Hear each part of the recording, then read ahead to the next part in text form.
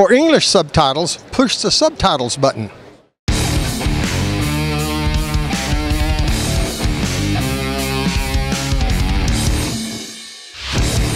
Hallo zu einer neuen Reptil-TV-Folge. Eine Krokodilschwanzhöckerechse ist mein Intro-Tierchen heute. Ne? Krokodilschwanzhöckerechse, Shinisaurus crocodilurus.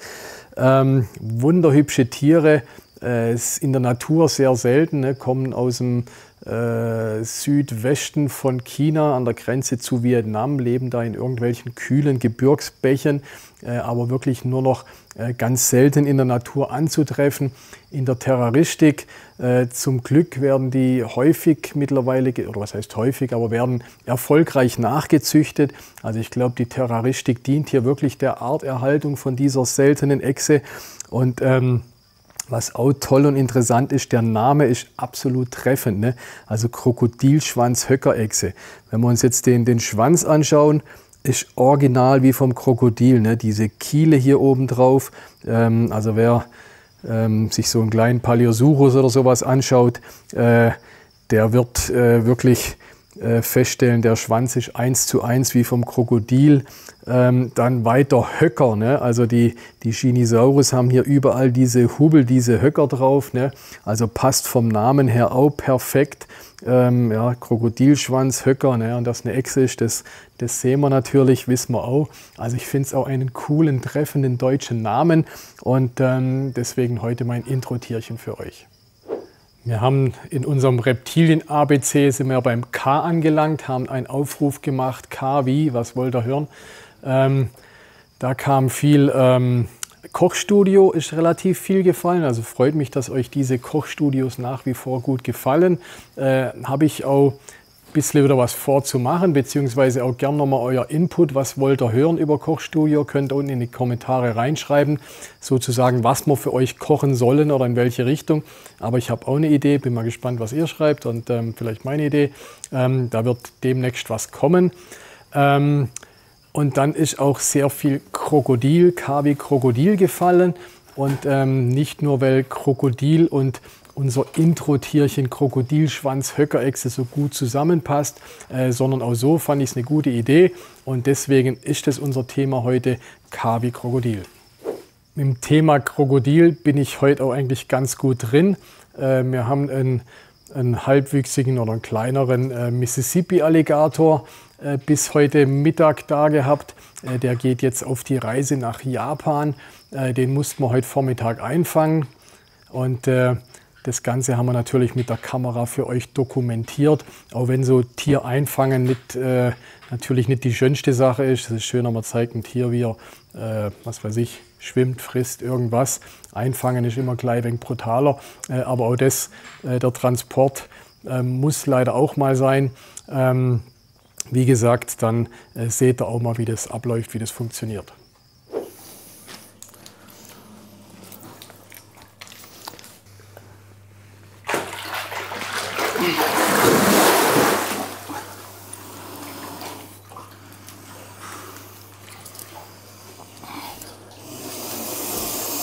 Jetzt müsste einer vorne, dann Alex, gebe ich an dich.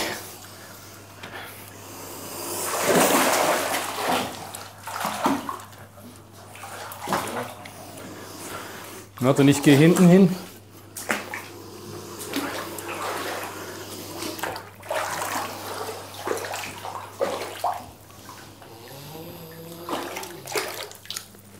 Okay.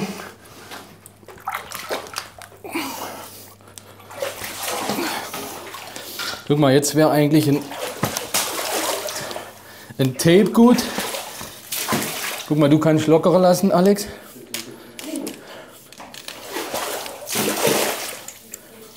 Lass du ruhig mal locker, ja.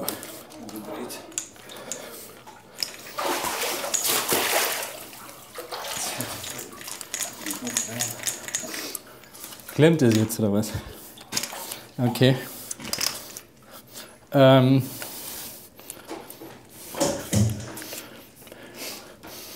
Jetzt bräuchte man Tape, um die Gosch zu tapen. Haben wir natürlich clever, dass wir das nicht vorbereitet haben, gell? Das ist normaler Klebeband, oder? Ja, eigentlich so ein dünnes. Oder? Oder sieht man diese? Ja, genau, das wäre gut, genau. Ja, das ist natürlich clever, dass wir das nicht rechtzeitig vorbereitet haben. Gell? Ja. Guck mal, jetzt, ja, oder probier, aber die Nase natürlich offen lassen, ja. Das ist alles Jawohl, trocken bei super. ihm. Das macht der Brust, oder? Ja.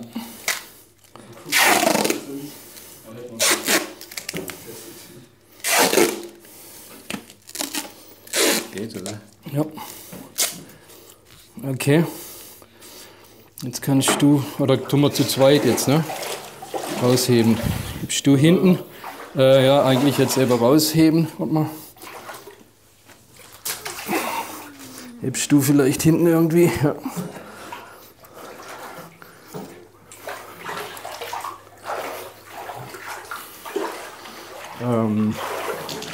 Ja, so, ich übergebe mal an dich, oder? Was? Ja, bin hinter mal so. So, ja, genau. Ja, der ist jetzt eh so müde und kaputt. Das ist echt das Gute, dass die dann. Warte mal. Warte mal mit der Box. Warte. Auch nicht daneben heben, einfach mal.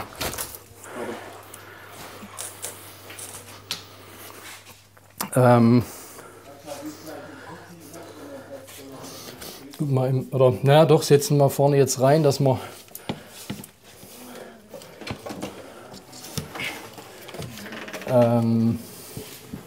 Ja, ich glaube, Jascha, lass Hände los. Ja, guck, der ist eh kaputt. Lass du hinter auch mal los.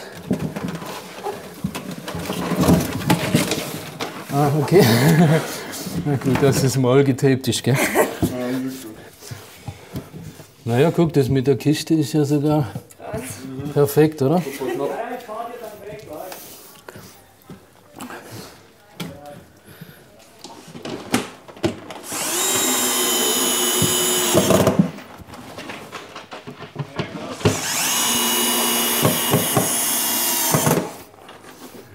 Also beim Rausfangen habe ich jetzt nicht so viel kommentiert.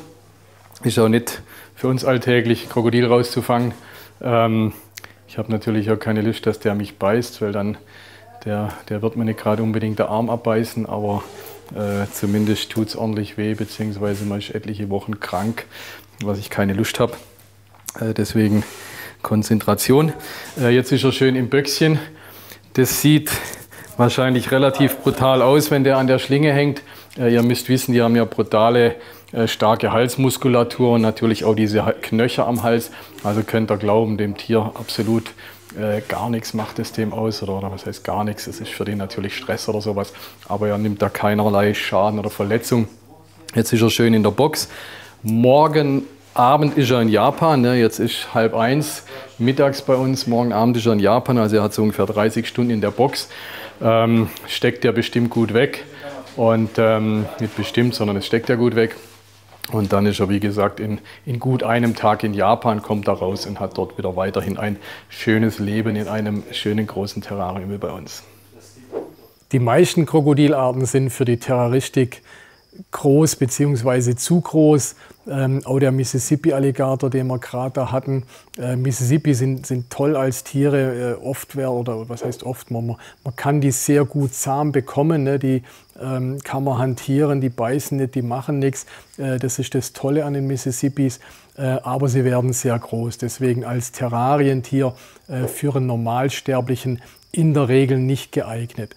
Es gibt andere Arten, zum Beispiel die Paleosuchus, ne, Paleosuchus palpebrosus und Paleosuchus trigonatus. Das sind die Glattstirnkaimane.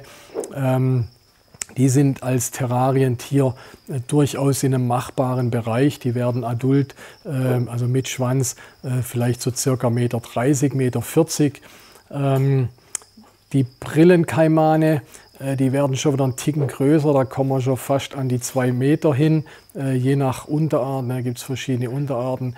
Manche, wie gesagt, Chacaré zum Beispiel, die die gehen vielleicht gut an die 2 Meter hin, andere so guten 1,50 Meter. Also das ist vielleicht ein Bereich, wo noch unter Umständen überschaubar ist. Kommen wir nachher auf die Behältergröße drauf. Das Schöne an den Brillenkaimanen im Vergleich vielleicht zu den Glattstirnkaimanen. Die Brillenkaimane werden auch relativ oder werden zum Teil sehr umgänglich, sehr zahm in Anführungsstrichen. Die Glattstirnkaimane, da ist es schon ein wenig schwieriger mit dem Handling. Ne? Die sind manchmal sind manchmal recht garstig, lassen sich nicht so gern anfassen. Deswegen sind die dann zum Hantieren ein bisschen schwieriger. Jetzt hat man diese 2 Arten bzw. 3 Arten als 4. Art noch erwähnt, das Stumpfkrokodil, das afrikanische, von der Größe auch so vielleicht zwischen 1,50 Meter und 2 Meter. Haben wir in einer älteren Afrika-Folge, habe ich mal aus so einem Tümpel so ein Stumpfkrokodil gefangen oder gefilmt. Von der Größe her auch noch, gehören die auch noch zu den kleineren Arten, die man noch in der Terraristik vielleicht halten kann, je nach Platzangebot, das man hat. Das sind eigentlich so die 4 Arten, die für die Terraristik mehr oder weniger relevant sind. Da sind wir uns einig, für Krokodile braucht man viel Platz. Mein Argument ist immer wegen so die Modelleisenbahn. Ne?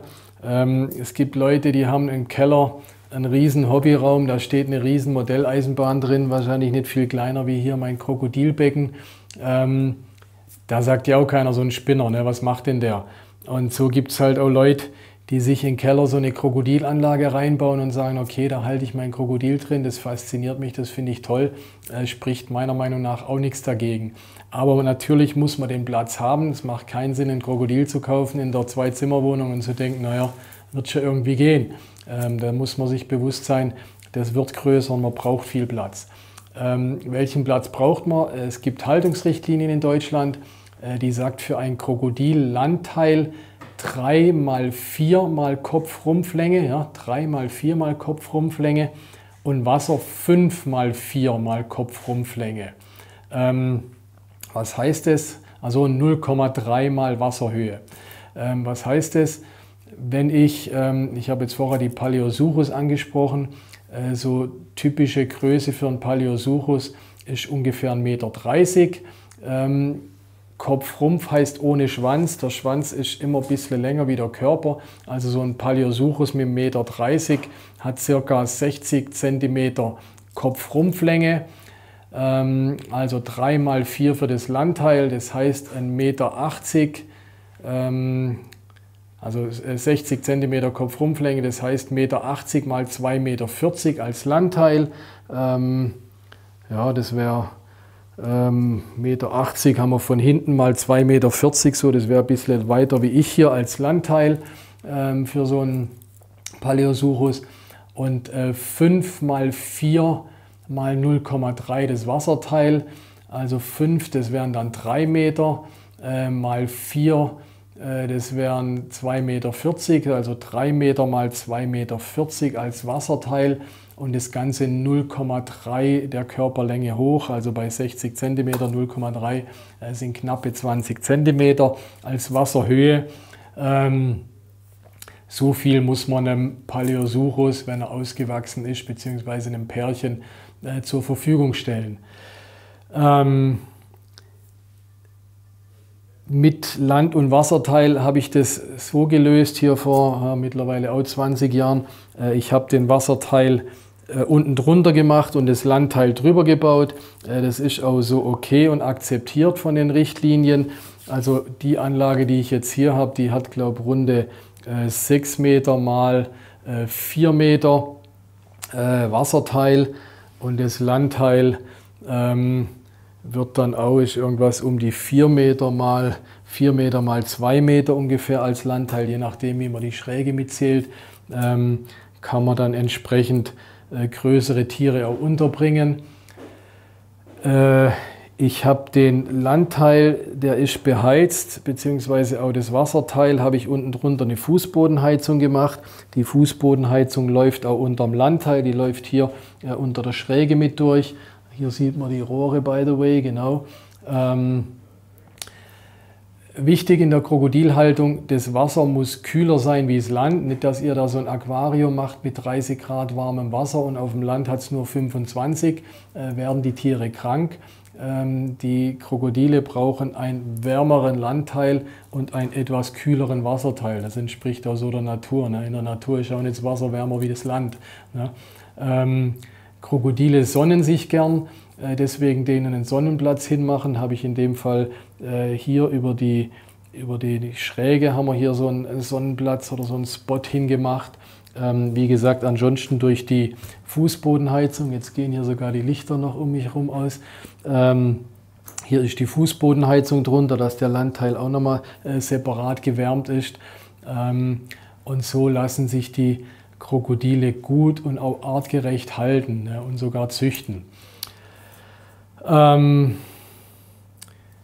Ja, so viel zur Krokodilhaltung.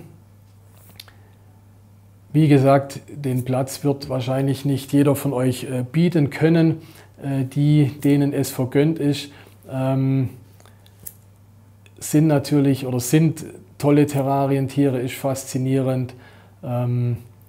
Wie gesagt, man kann es auch nicht völlig verteufeln, als Spinnerei erklären. Wenn man den Platz bieten kann, dann lässt sich auch ein Krokodil als Terrarientier halten. Die Reptil-TV-Filme sollen euch unterhalten, aber sie sollen euch auch in der Terraristik helfen, sollen eure Fragen beantworten. Ich möchte von meinen über 30 Jahren Erfahrung etwas zurückgeben an euch oder etwas an euch weitergeben. Im Gegenzug freue ich mich, wenn ihr euch revanchiert sozusagen. Ihr wisst, in YouTube, Abo ist die Macht des YouTubes, also lasst mir bitte ein Abo da. Wenn ihr Terraristik-Produkte beziehen wollt, ich habe einen Online-Shop, davon lebe ich, also dürft ihr sie gerne bei mir kaufen. Unten haben wir euch noch ein zufälliges Video oder das letzte Video, da könnt ihr gerne reinschauen, wenn ihr mehr sehen wollt, und bleibt mir treu.